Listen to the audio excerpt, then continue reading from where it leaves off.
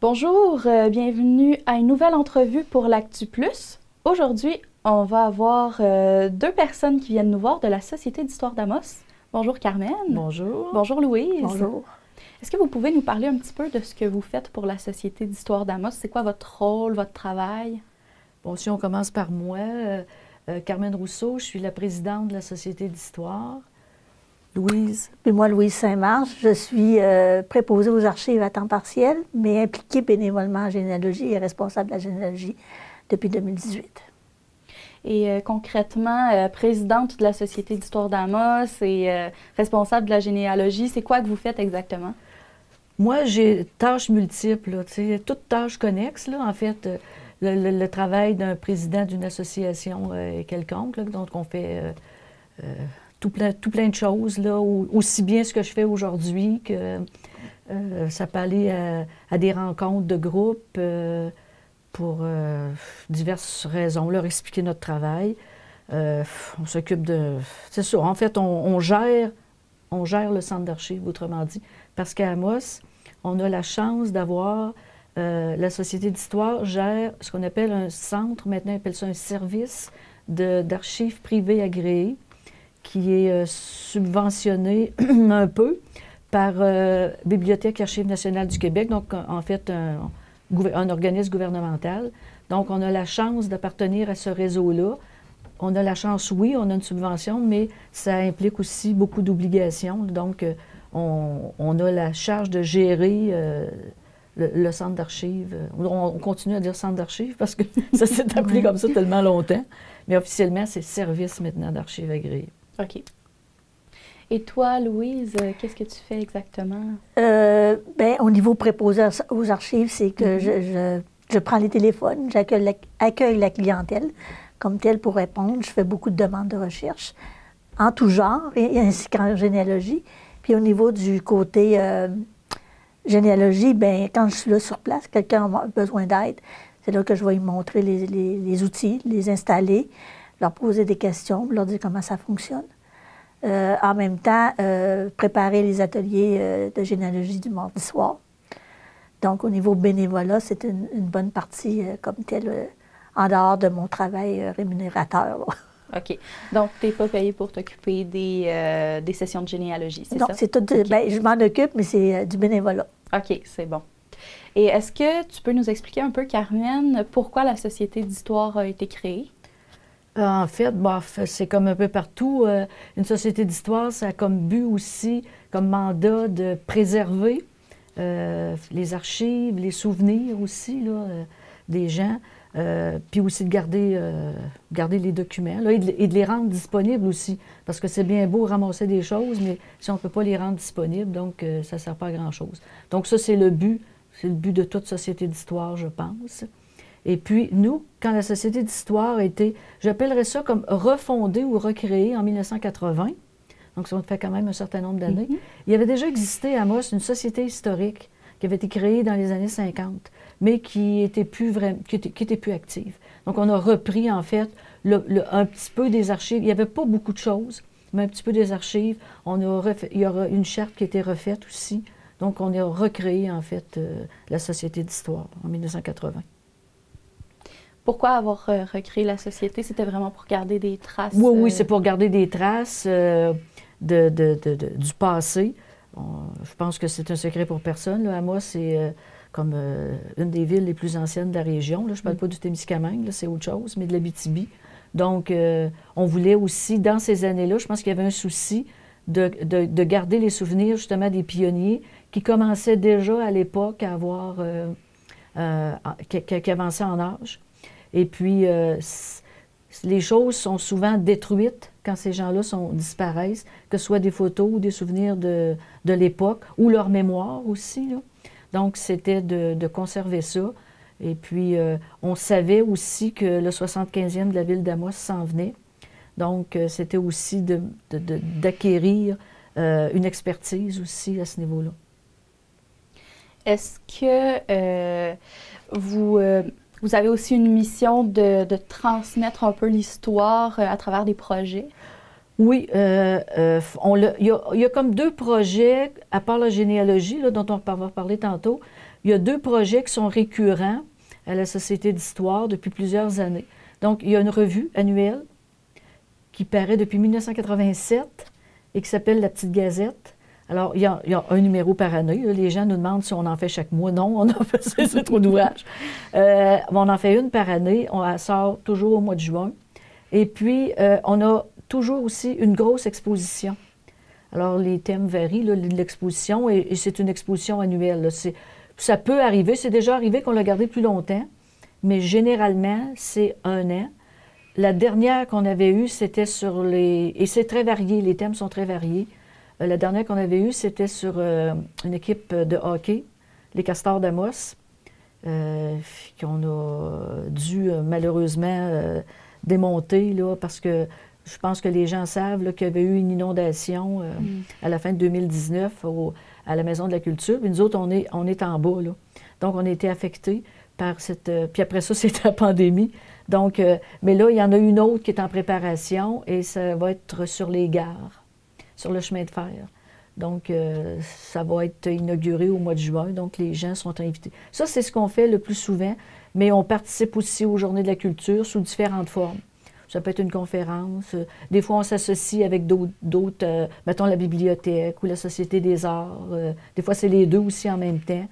Il peut y avoir des activités ponctuelles, mais les 2 plus grosses et les plus importantes, c'est ces 2-là. Donc, par ça, on diffuse des choses qu'on a.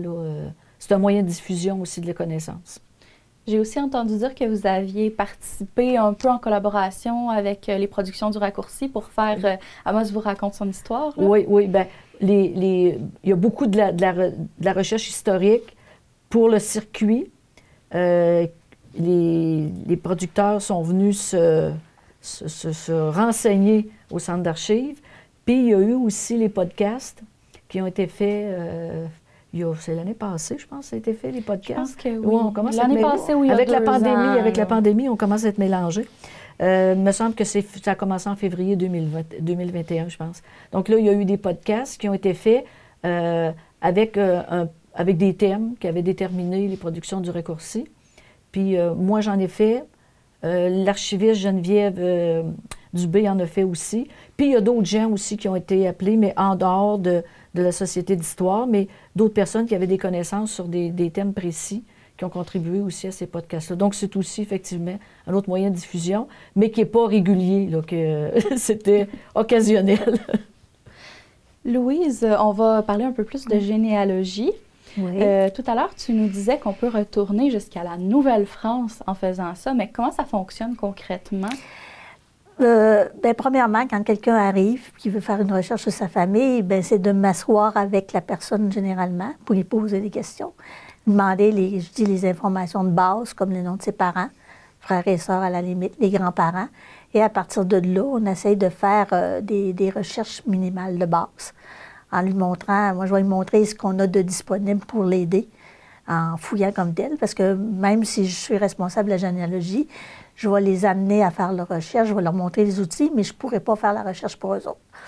Donc, c'est des amener à s'outiller, à se poser des questions, à venir me voir quand je suis là pour les dépanner aux besoins.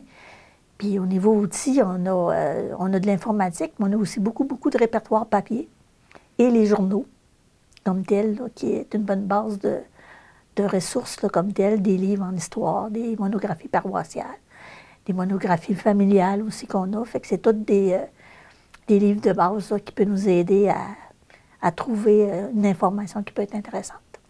Vous avez quoi comme journaux? Est-ce que ça remonte vraiment à la création d'Amos? Oui. L'Abitibi avec Hector Routier en 1920 ou 22, si je ne me trompe pas. Là, on a peut-être pas toutes, là, mais on a pas mal toutes comme telles. Puis, à la limite, on peut les consulter aussi, ces journaux-là, sur BANQ. OK. BANQ, c'est un site Internet? Oui, ils ont un site Internet, c'est Bibliothèque et Archives nationales du Québec. OK. Est-ce qu'il faut payer pour y avoir accès? Non, on s'inscrit comme tel. Je dis non, je suis moins sûre. Je sais qu'au niveau virtuel ou sur site Internet, on peut avoir une inscription gratuite qui nous permet de faire des fouilles comme tel là-dessus. Là. Ça, c'est la partie que moi, j'ai expérimentée. Mais ça, c'est en généalogie. Mais on peut consulter BANQ gratuitement, là. On fait BANQ, puis on accède à beaucoup de documents qui sont numérisés par Bibliothèque Archives nationales du Québec. Les journaux, entre autres, dans la région, on peut consulter le journal L'Abitibi, qui a porté ce nom-là pendant 2 ans, de 1920 à 1922. Après ça, ça devient la Gazette du Nord. Et elle est numérisée jusque dans les années 50 à peu près, fin des années 50, et ça ne coûte rien, là. Il s'agit juste de savoir rentrer dans le système de numérisation. Puis les gens ont accès à d'autres choses aussi qui est numérisé. Il y a des photos qui sont numérisées. Il y a des journaux qui ne sont pas nécessairement régionaux, mais c'est une banque formidable. Là. Puis ça ne coûte rien là, pour consulter ces choses-là là, sur Internet. Mais au niveau de la généalogie, ça, c'est une autre affaire. La généalogie... Dans le fond, OK, on peut faire des recherches dans les journaux, dans les archives, mais pourquoi on fait ça? Pourquoi quelqu'un pourrait avoir de l'intérêt à se dire « Ah, j'ai envie de savoir c'est qui mes ancêtres? » C'est ce que je dis souvent, c'est que tu as une motivation à la base. Quelqu'un que tu sais que tu as un grand-parent aussi que tu n'as pas connu ou tu ne peux pas avoir d'informations, c'est intéressant. Tu me dis, je veux savoir c'est qui cette personne-là. Ça peut être pour raison médicale, voir s'il y a des maladies génétiques ou quelque chose de même. Il y en a qui vont faire de la recherche, même au niveau généalogique, ADN comme tel, que nous autres, on ne fait pas, là. Mais les raisons sont multiples. Pourquoi? Ou ça peut être carrément juste un passe-temps, qui peut être avançant, par exemple, quand on tombe dedans. Ben oui, vous disiez tantôt, toutes les deux, que ça peut être une maladie. Moi, j'ai dit plus une passion, oui. là. Le terme est peut-être mieux choisi. Mais quand on tombe dedans, on ne voit plus la passer souvent. C'est ça qui peut être intéressant, là. On se fait rappeler comme à l'ordre à un moment donné, on va dire, il est telle heure ou... Puis nous autres, au centre d'archives, c'est ça, même si moi, je ne suis pas disponible tout le temps, c'est que quelqu'un qui veut venir faire des recherches peut venir sur les heures d'ouverture n'importe quand durant la semaine. Et le mardi soir, il y a des sessions de généalogie. Oui. C'est toi qui t'en occupes, que tu disais? Oui, je suis là. Souvent, c'est moi qui est là. J'ouvre le centre parce que c'est en dehors des heures d'ouverture. Fait que je suis là le mardi soir quand la session se donne à l'automne et en hiver. Les mardis soirs de 19h à 21h. Fait que là, à ce moment-là, le centre est ouvert et on est ouvert exclusivement pour la session d'atelier. Et qu'est-ce qui s'y fait exactement? Bien là, à ce moment-là, c'est ça. On accueille les gens, on les inscrit. On leur dit... Ceux qui sont habitués, bien, on les laisse rentrer. Souvent, ce qui est utilisé, c'est le parc informatique, la salle de généalogie avec les ordinateurs. C'est surtout pour ça. Mais il y en a d'autres qui vont s'installer dans la salle des chercheurs où, justement, là, ils vont fouiller dans des dictionnaires, dans les monographies, dans les répertoires pour avoir des informations. Puis s'il y a des questionnements, bien, je suis là pour aider, mais avec le temps et l'expérience, souvent, puis les chercheurs qui sont là depuis longtemps, souvent, c'est comme un travail d'équipe. Fait que moi, si je ne pense pas à quelque chose, ils vont intervenir ou suggérer une autre façon de procéder. Puis c'est comme ça. Puis généralement, avec le nombre de postes informatiques qu'on a, ça tourne autour de 5 ou 6 chercheurs par session. OK. Puis là, actuellement, est-ce qu'il y a encore des personnes qui peuvent s'inscrire ou vous êtes complet pour... Il y aura encore une couple de places. Ça fait comme 3 semaines maintenant que c'est commencé, puis le maximum qu'on a eu à date, c'est 4. Fait qu'il y aurait de la place pour une personne supplémentaire. Maintenant, toujours compte des conditions sanitaires, ce qui permet qu'on ne peut pas être tout en même temps dans la salle. Fait qu'il faut qu'on se répartisse à un moment donné. Puis qu'il y en a qui vont peut-être plus aller au niveau des répertoires papier, là, comme tel, ou sur leur site Internet, sur le site Internet gratuit qu'ils peuvent aller aussi quand ils ont leur tablette. Là, ils ne sont pas obligés de rester dans la salle. Est-ce qu'il faut des choses particulières pour s'inscrire? Par exemple, est-ce qu'il faut avoir 18 ans et plus ou n'importe qui peut s'inscrire? N'importe qui peut s'inscrire. Il y a des frais d'inscription à la base. Si tu deviens membre de la Société d'histoire, bien, la session va être de 35 $. Si tu ne l'es pas, bien là, on ouvre la porte au grand public en général. Là, à ce moment-là, ça va être 50 $ par personne pour la session de 6 semaines. L'avantage, c'est vraiment d'avoir des personnes pour nous accompagner dans nos recherches. Puis j'ai l'impression que c'est comme un groupe tissé serré un petit peu. Tu me disais que c'est toujours les mêmes personnes qui reviennent. Il y en a que j'appelle les vieux, là, les habitués. J'aime pas le terme vieux, mais les habitués qui, même à la limite, des fois, ils pensent à des idées ou des façons de faire que moi, sur le coup, je trouve pas l'idée. Fait que je me dis, oui, je suis là pour aider, mais quand on a un problème, des fois, les autres disent, bien, c'est telle affaire plutôt que telle autre, ou procède de telle façon plutôt qu'une autre. Fait que moi, je vois vraiment ça comme, on ne fonctionne pas en silo, là.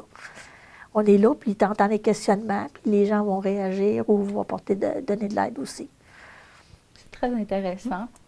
Et il y a d'autres projets aussi qui vont peut-être s'en venir après la pandémie, j'ai cru entendre. Oui, bien, on espère reprendre nos activités régulières. Là. Comme Louise a dit, on fait des ateliers. Là. On en a toujours un à l'automne puis un à l'hiver en généalogie. Généralement, à l'automne, on commence au mois d'octobre, après l'Action de grâce. C'est 10 soirs. Donc, on finit vers je dirais à peu près la mi-décembre. La mi-décembre. Puis on en reprend un autre en hiver. Là, cette année, on a commencé plus tard à cause des restrictions sanitaires, mais généralement, ça commence comme fin janvier, début février. Oui, début février, puis ça finit un petit peu avant Pâques. Ouais, début avril. Ou fin mars avril, ou début avril. Là.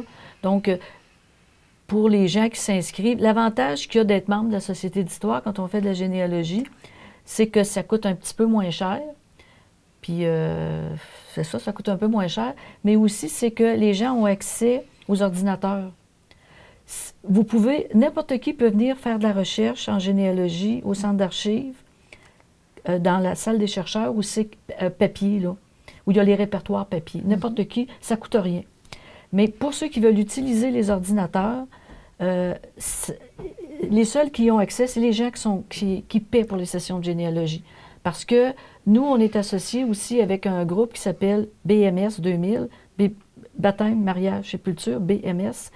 Et on contribue aussi à la banque de données de cet organisme-là. Puis il y a des frais aussi pour être dans ce groupe-là. Et nous, on y a accès gratuitement au parc informatique. Donc, comme on paye, ben, on veut que ce soit les gens aussi qui payent, qui puissent y avoir accès et non pas n'importe qui aurait accès puis qui n'aurait pas à payer. Donc, c'est avantageux.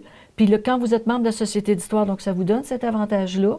Et ça, c'est pas rien l'accès aux ordinateurs, c'est pas rien qu'aux sessions. Si vous êtes membre, vous pouvez venir n'importe quand dans la journée. Là. Ça, il n'y a pas de restriction à ce niveau-là. Ah. Puis aussi, bien, quand vous êtes membre de la Société d'histoire, vous allez recevoir notre publication annuelle, qui est la petite gazette.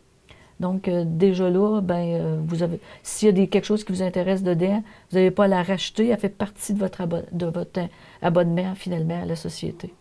Ça coûte combien faire partie de la Société d'histoire? C'est ça. Il y a un prix individuel et un prix familial. Alors, si on le prend par année, c'est 20 pour un individu, puis 25 pour familial. Familial, on s'entend, là, c'est un couple avec des enfants en bas de 18 ans, c'est sûr. Et puis, mais on peut aussi s'abonner pour 3 ans. Donc là, vous avez comme une petite réduction. Là, c'est 50 pour individuel, puis 60 pour une famille. Là. Fait que vous sauvez un petit peu de sous. Là. Puis bien, ça vous évite aussi d'y penser à toutes les années, puis de vous réinscrire à toutes les années. C'est l'avantage qu'il y a. Si on veut suivre les nouveautés de la Société d'histoire d'Amos, où est-ce qu'on peut aller? Bien, on a une page Facebook. Il y a toujours, entre autres, la page Facebook, quand il y a des annonces, justement, quand il va y avoir des expositions, quand on fait notre Assemblée générale annuelle, quand c'est le début des sessions de généalogie, ça paraît sur notre page Facebook. Puis sur notre page Facebook aussi, l'archiviste dépose aussi des photos. Souvent, donc, pour les gens qui aiment ça regarder des vieilles photos, là, il y en a régulièrement qui sont déposées sur la page Facebook. Fait que c'est là aussi que vous pouvez vous renseigner. Je pense que c'est un moyen actuel là, au niveau des réseaux sociaux qui est bien connu puis que tout le monde sait utiliser. Fait que à ce niveau-là, il n'y a pas de problème. Nos membres, eux autres, souvent, on va les recontacter en plus en leur envoyant un courriel d'information. Pour les informer de ce qui va suivre. Ouais. Bien, merci beaucoup, Louise. Merci beaucoup, Carmen, d'avoir été là aujourd'hui. Merci. Merci, ça nous a fait plaisir.